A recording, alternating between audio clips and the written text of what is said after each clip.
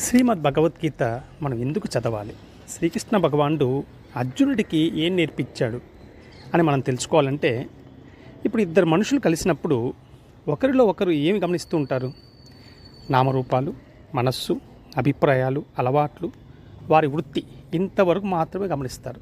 దీన్ని మనం కర్మ అంటాం. మామూలుగా కర్మ చేస్తున్నప్పుడు మీకు ఒక విధమైన అశాంతి అనేది వస్తూ ఉంటుంది.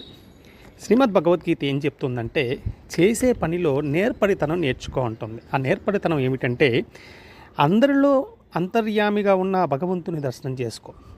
అప్పుడు నువ్వు చేసే పని ఆ భగవంతునికి సేవ అవుతుంది. ఎప్పుడైతే అందరిలో దైవాన్ని చేస్తావో అప్పుడు నీ వర్క్ వర్క్షిప్ అవుతుంది అని శ్రీకృష్ణ భగవానుడు అర్జునుడు చెప్పాడు.